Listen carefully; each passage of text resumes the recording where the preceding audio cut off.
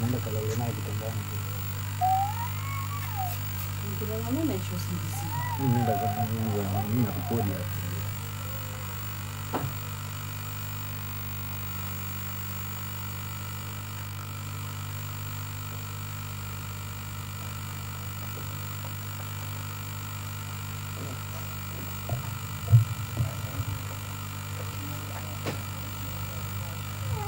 Asante.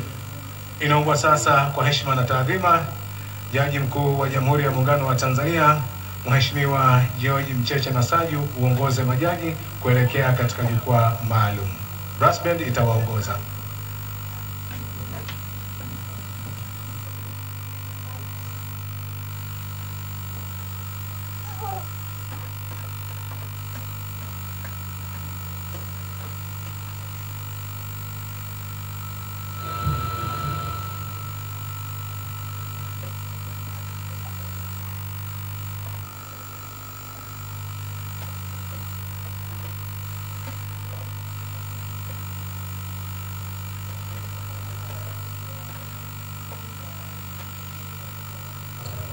Mtazamaji wa TBC na ZBC lakini na vyombo vingine vya habari ambavyo vimejiunga nasi ni maandamano, na maandamano haya ni maandamano rasmi kuelekea la kiapo na yanaongozwa na Jaji Mkuu wa Tanzania, lakini yanaundwa pia na Spika wa Bunge la Muungano wa Tanzania, katika jopo la majaji, mwanasheria mkuu wa serikali, wakuu wa vyombo vya ulinzi na usalama. Wote hao kwa pamoja wanaunda jopo hili kuelekea katika jukwaa la kiapo. Lakini wengine ambao wanaunga pia katika jopo hili ni viongozi watatu wa madhehebu ya dini, lakini pia vile vile kuna wazee wawili ambapo mmoja ni kutoka Tanzania bara na mwingine ni kutoka Zanzibar, lakini pia yupo karani wa baraza la mawaziri, ambao wote hao kwa pamoja basi wanaunda maandamano rasmi kuelekea jukwaa kuu la kiapo. Nakumbuka tu anayeongoza maandamano haya ni Jaji Mkuu wa Tanzania, na kwa mujibu wa ratiba Amina ni kwamba mara baada ya jopo hili sasa kufika pale, kitakachofuata kwa mujibu wa ratiba inakuwa sasa ni makamu wa rais mteule kuwasili na kuelekea jukwaa la kiapo. Na mara baada ya yeye kuwasili, makamu wa rais wa Jamhuri ya Muungano wa Tanzania kuwasili na kuelekea jukwaa la kiapo, ndipo sasa rais wa Jamhuri ya Muungano wa Tanzania atawasili, na atakapowasili ndipo pale tunaporudi kwa Meja Bigambo kwamba kitakachofuata sasa kutakuwa na rais kupokea salamu za heshima, na hii ndio ile mizinga 21 sasa itafuata, na hii ninayokueleza ni kwa mujibu wa ratiba. Lakini pia kutakuwa na kukagua gwaride na kurejea jukwaa la saluti, na vile vile bendera ya rais itateremshwa huku rais akitazama. Hapo sasa huo wimbo retreat utapigwa na rais mteule ataelekea jukwaa la kiapo. Amina, karibu. Asante sana Anet. Mtazamaji, bado tu viwanja hivi vya nishani Chamwino jijini Dodoma, tukukuletea matangazo ya moja kwa moja ya hafla hii ya uapisho, na Anet kwa ufupi katika ratiba ambayo itaanza mara baada ya Rais wa Jamhuri ya Muungano wa Tanzania Daktari Samia Suluhu Hassan, lakini na Amiri Jeshi Mkuu kuwasili katika viwanja hivi. Na kabla ya hapo na mtazamaji wa TBC, ZBC pamoja na vyombo vingine, tuendelee kupata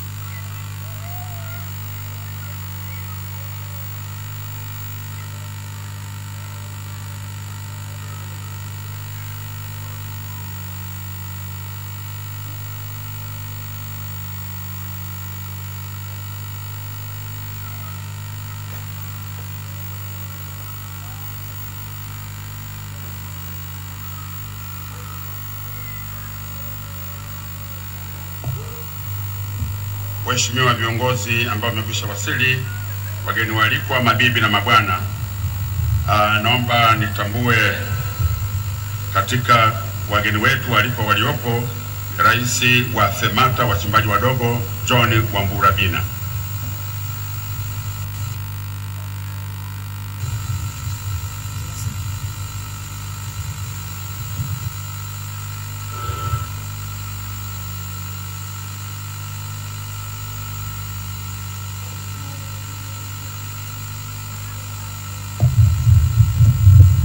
Waheshimiwa wageni waalikwa, ndugu wananchi, na mtazamaji wa TBC, ZBC na vyombo mbalimbali vya habari vinavyotufuatilia, viongozi mbalimbali wanaendelea kuwasili katika uwanja hivi, na anayewasili sasa ni naibu waziri mkuu na waziri wa nishati Mheshimiwa Daktari Doto Mashaka Biteko, na inawasili katika uwanja hivi kwa ajili ya kushuhudia tukio hili la uapisho.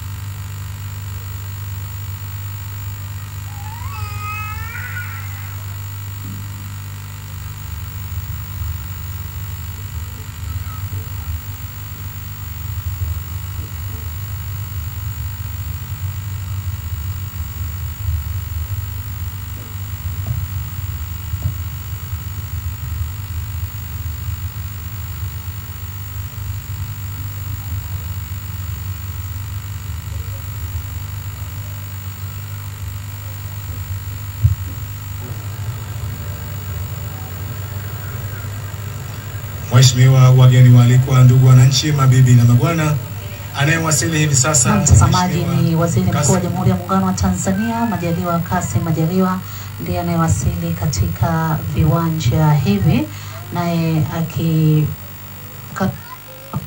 tukio hili ambalo mambo ndio ya aneti yanazidi kutaradad, tukiashiria kuelekea kuanza kwa tukio hili rasmi. Na Mwamina, kama ambavyo umemwambia mtazamaji wa TBC, ZBC, lakini na vyombo vingine vya habari ambavyo vimejiunga nasi, mambo sasa yanaelekea kuiva. Tayari kabisa, muda si mrefu nadhani shughuli rasmi itakwenda kuanza. Tumkumbushe tu ambaye ndio kwanza anajiunga nasi, tupo katika kiwanja cha Nishani katika wilaya ya Chamwino mkoani Dodoma, na kinachongojewa hapa ni Rais wa Jamhuri ya Muungano wa Tanzania kuwasili, na ndipo ile hafla maalum ya uapisho iweze kuanza, na viongozi mbalimbali wanaendelea kuwasili katika viwanja hivi. Amina, na hii sasa ni kuonyesha kwamba sasa mambo yanakoelekea yanaelekea kuwa tayari kabisa. Hakika mtazamaji wa TBC pamoja na ZBC na vyombo vingine, basi wa mkao wa kula, kwa maana ambalo tumekuwa tukilisubiria kwa muda sasa linaenda kuanza. Nasi shirika la utangazaji Zanzibar, shiriki Tanzania mbali tupo hapa kwa ajili ya kukuhabarisha wewe mtazamaji unayetufuatilia, ili uweze kuona basi ni nini kinajiri katika viwanja hivi. Amina, kama ambavyo umemwambia mtazamaji, sisi tumwahidi tu kwamba hakuna kitakachompita. Mambo yote atakayoendelea hapa atayapata sawa sawia, na kwa kimejiri katika hafla hii ya uapisho wa Rais wa Jamhuri ya Muungano wa Tanzania, na tuko na Meja Bigambo ambaye naye yuko tayari kabisa, na namuona anaendelea kuweka koo lake sawa sawa, na muda si mrefu ataendelea tena kutukumbusha ni yapi ambayo yanaendelea yatafanyika hapa. Tukianzia ile ya mizinga atatukumbusha nini maana yake, na imani wapo watazamaji ambao wanatufuatilia Amina, huenda hawakupata ile elimu na baadaye wataipata. Ni kweli, na anayewasili kwa sasa ni Rais wa Zanzibar na mwenyekiti wa Baraza la Mapinduzi Dr. Hussein Ali Mwinyi. Mtazamaji wa TBC na ZBC, kumbuka ni juzi tu Daktari Hussein Mwinyi naye alikula kiapo kulitumikia visiwa vya Zanzibar katika awamu ya pili, kipindi cha pili cha awamu ya 8, na hii ni baada ya kushinda kwa zaidi ya 74% katika uchaguzi ambao ulifanyika Oktoba 29. Namna tayari amekwisha wasili kwa ajili ya kushuhudia tukio hili adhimu kabisa, naweza nikasema. Na tukiangalia kwa Zanzibar pia, Amina, mambo mengi yaka, na ndio maana wana Zanzibar mkaona kuna haja tena haja endelee, ili yale ambayo bado hajamalizia haya kamilishe. Ni kweli tulisema hapo awali Aniti kwamba ushindi huu haukuja bure. Kura hizi za wananchi hazikuja bure, bali kulikuwa na sababu, na ndio hicho ambacho nakisema. Daktari Mwinyi amefanya mambo makubwa sana visiwani Zanzibar. Tunaweza tukisema tuanze kuyaorodhesha. Mtazamaji, tuendelee kupata matangazo haya.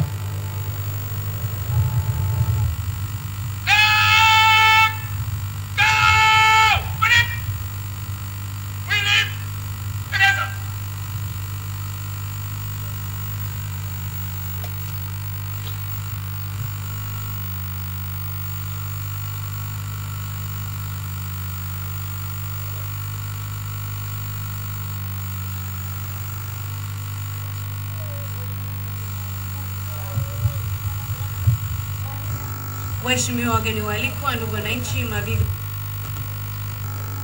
napenda kutambua uwepo wa Mheshimiwa Nchimbi, makamu wa rais mteule wa Jamhuri ya Muungano wa Tanzania, ambaye tayari ameshawasili kwa kiapo. Asanteni.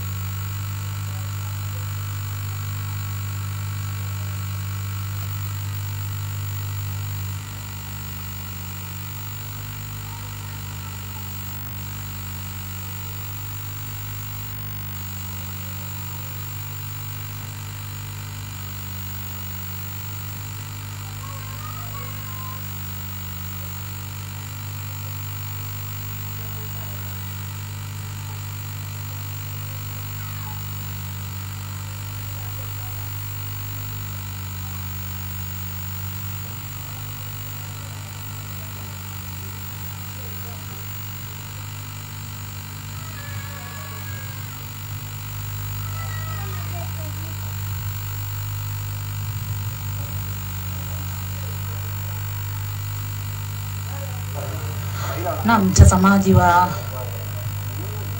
mtazamaji wa shirika la utangazaji Tanzania, shirika la utangazaji Zanzibar na vyombo vingine ambavyo vimejiunga nasi, ni msafara huo ukiingia katika eneo hili la viwanja vya nishani wilayani Chamwino mkoani Dodoma.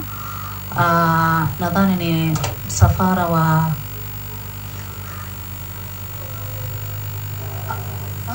mgombea ama rais mteule, ni makamo wa rais wa Jamhuri ya Muungano wa Tanzania akiwasili katika viwanja hivi.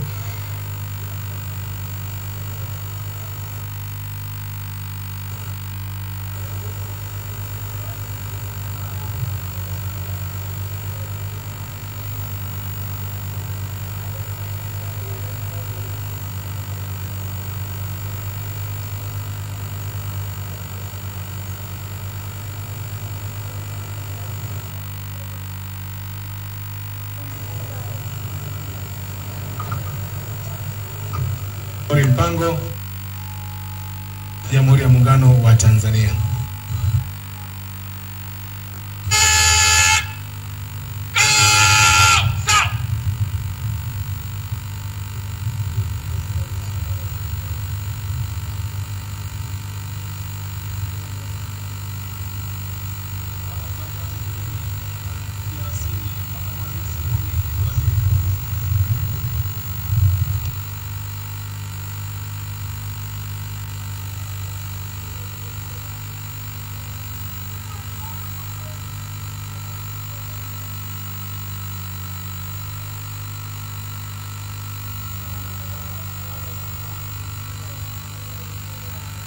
mtazamaji wa TBC, ZBC na vyombo vingine vya habari ambayo unatufuatilia, ambaye amewasili hivi punde ni makamu wa rais wa Jamhuri ya Muungano wa Tanzania Dr. Philip Mpango, ambaye amewasili katika viwanja hivi akiwa ameambatana na mkewe tayari kabisa kwa ajili ya kufuatilia hafla hii muhimu ya uapisho. Na kinachongojewa sasa, Amina, bila shaka ili kuanza kwa shughuli hii, basi ni rais wa Jamhuri ya Muungano wa Tanzania atakapowasili tu katika viwanja hivi, basi ile shughuli rasmi itakwenda kuanza.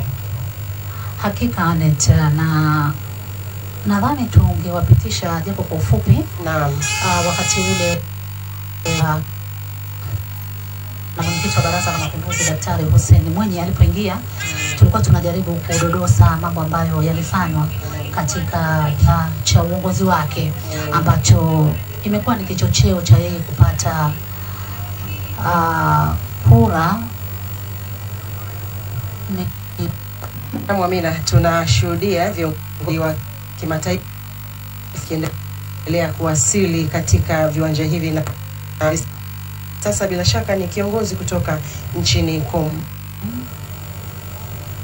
Na mlikuwa unaendelea kutupitisha kwenye mambo mbalimbali ambayo yametendeka kwenye awamu ya kwanza ya uongozi wa Daktari Hussein Mwinyi kule visiwani Zanzibar. Kama ambavyo tunafahamu, taifa letu hili lina pande mbili, kuna upande wa bara lakini visiwa vya Zanzibar ambavyo vipo chini ya Daktari Hussein Mwinyi, na tumetoka kusema kwamba ni hapo juzi tu Dr. Hussein baada ya kupata wa zaidi ya uchaguzi ambao ulifanyika Oktoba 29, lakini uchaguzi huu ulitoa picha kwamba Wazanzibari ama wananchi wa visiwa vya Zanzibar ni kwa namna gani wana imani na Daktari Hussein Mwinyi. Na imani hii basi inatokana na nini? Ni kutokana na yale ambayo aliwafanyia wananchi hawa. Na viongozi hawa wanaendelea kuwasili kama ambavyo Anet alitujuvia hapo awali. Ni mwakilishi wa uapisho huu, lakini viongozi mbalimbali kutoka nchi mbalimbali duniani nao wameendelea kuwasili. Utakumbuka mapema pia tulishuhudia mabalozi kutoka nchi mbalimbali na wakiwa wamekwisha wasili, nao tayari wamekwisha chukua nafasi zao, na sasa nashuhudia viongozi pia kutoka nchi mbalimbali nao wakiwasili, na sasa tunaona kutoka nchini Uganda sasa. Anet, hii ina maana gani? Hii ina maana kubwa sana. Hii inaonyesha ni namna gani Tanzania imekuwa ikiendelea kushirikiana na mataifa mengine. Bila shaka kama ushirikiana na mataifa mengine si rahisi waone. Na utakubaliana na mimi, Rais Dr. Samia Suluhu Hassan naweza nikasema ameifungua nchi mataifa kwa sehemu kubwa sana. Tumeshuhudia mambo mbalimbali yakitendeka mara baada ya yeye kuifungua. Tanzania imeitwa huku, imekimbilia huku, imesikiliza huku, na imeshiriki katika mambo mbalimbali ambayo walikuwa kiendelea kimataifa. Na ndio maana sasa tunaona viongozi mbalimbali wakiwa kumuunga mkono. Na hii ni kuonyesha kwamba wanakubaliana naye, wanaamini kile anachokifanya. Na moja kati ya mambo ambayo tulikuwa tukizungumza hapo awali, mafanikio ambayo yamepatikana ni kukua kwa uhusiano wa kidiplomasia. Uhusiano wa kidiplomasia tumeona ni kwa kiasi gani umekuwa, na ndio maana hata majirani mataifa mbalimbali yamekuwa yakionyesha ushirikiano katika mambo mbalimbali. Tanzania ni viongozi mbalimbali na wenyewe wakiendelea kuwasili kwa lengo lile la kushuhudia hafla hii ambayo ni muhimu ya kihistoria katika taifa hili la Tanzania.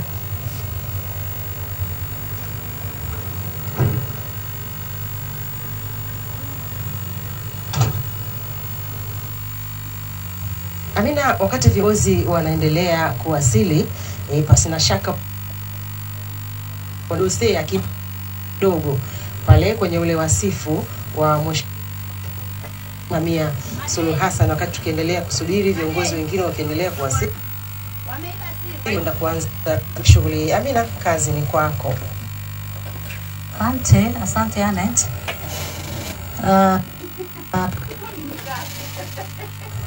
Tuliweka Daktari Samia Suluhu Hassan alianza kazi akiwa kama karani kabisa, umri wa miaka 17 tu. Na hii ni moja kati ya sifa ambazo tulizijadili pale awali.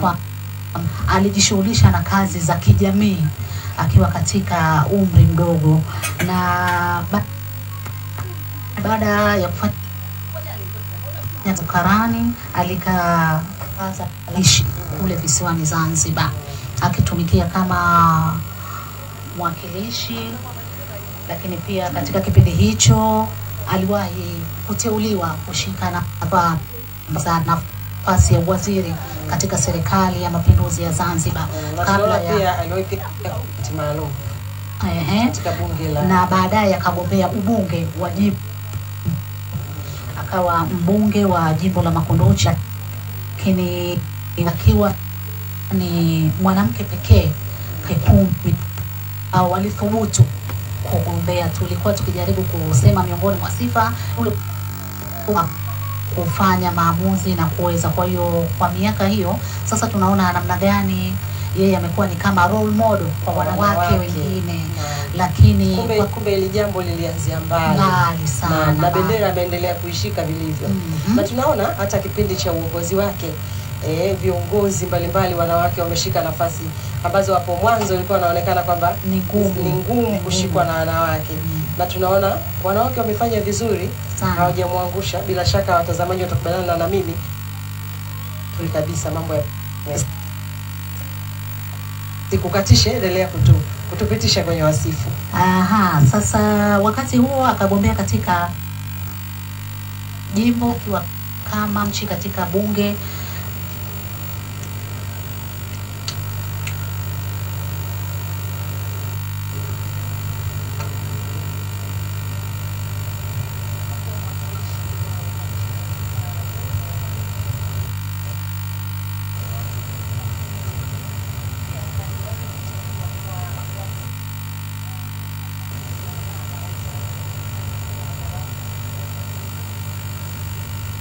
Waziri wa nchi, ofisi ya makamu wa rais, muungano na mazingira, nafasi ambayo ilimpa uzoefu mkubwa katika kusimamia masuala haya ya muungano. Na kutokea hapo basi akateuliwa kuwa mgombea mwenza mnamo mwaka 2015, wakati mgombea wa rais akiwa ni hayati John Pombe Magufuli. Toka ilikuwa ya 6, basi na shaka tuko sahihi. If you do not have a device yet, we'll be very naambiwa hapa na meja kwamba ni ya 6.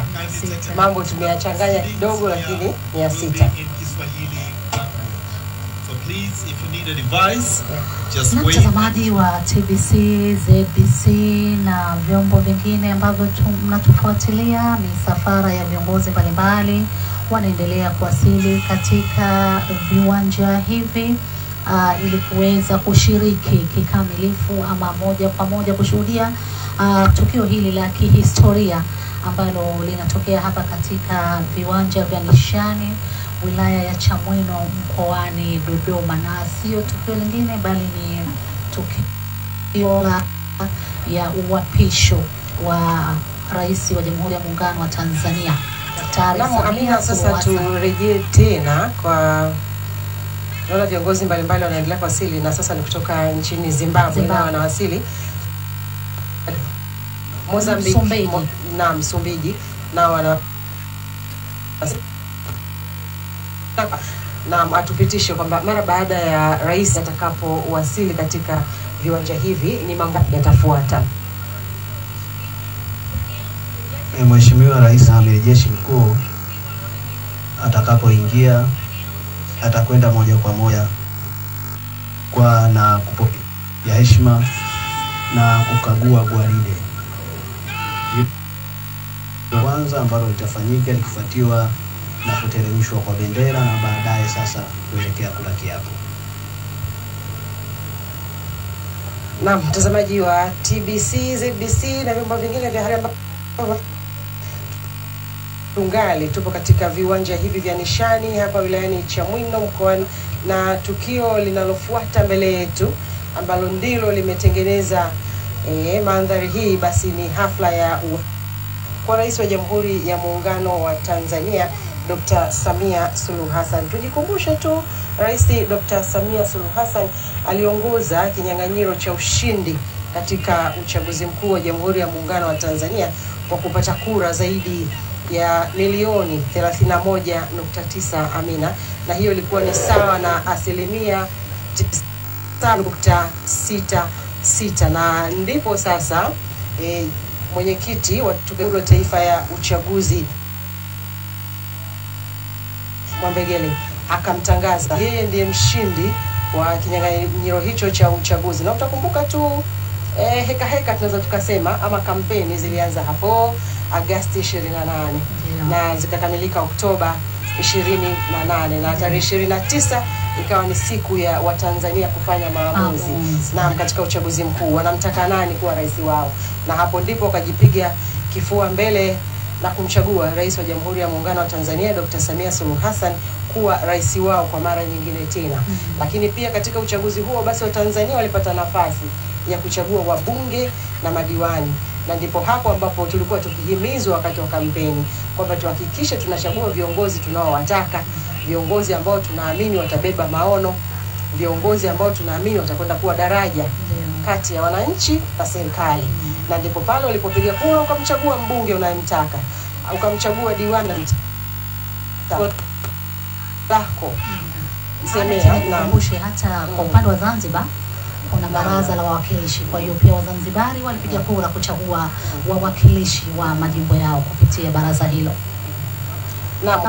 Anet na mtazamaji, tujikumbushe baadhi ya mambo ambayo yalifanywa na Rais Daktari Samia Suluhu Hassan katika kipindi hicho ambacho alipokea taifa hili katika wakati mgumu. Moja ya miradi mikubwa ambayo alikuta ikiwa katika hatua za awali ni mradi wa bwawa la kufua umeme ambapo wakati anachukua kijiti hiki lilikuwa umefikia katika asilimia 37 pekee, na yeye akaufikisha mpaka asilimia 99.55, na tayari mradi huu umeanza kufanya kazi na Watanzania wame ya kula matunda mradi huu.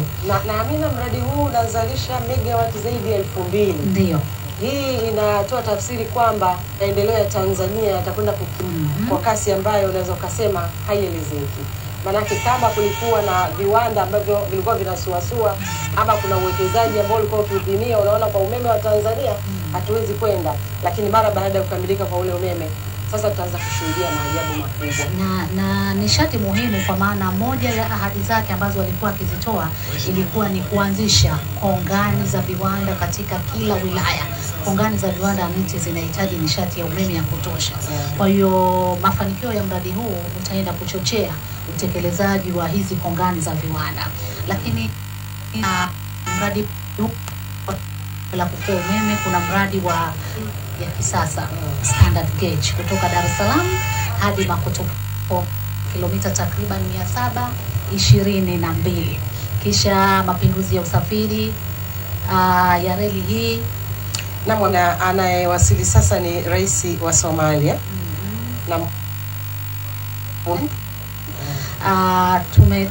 Tulikuwa katika mradi huu wa SGR, tumeona namna gani ambavyo wakati wanaopokea ulikuwa na kimefikia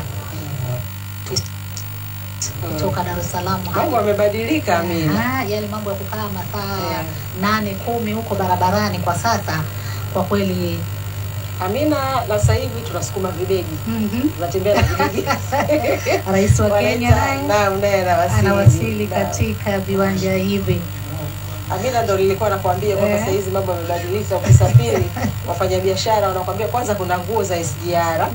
Unaambiwa hii ni nguo ya SGR. Kuna begi la SGR. Umeona? Kwa hiyo mambo yamebadilika. Tulikuwa tunatumia masaa mengi, kwa mfano kutoka Dodoma kwenda Dar es Salaam. Lakini hivi sasa unaweza kutoka Dodoma kwa masaa yako kadhaa unashuka Dar es Salaam.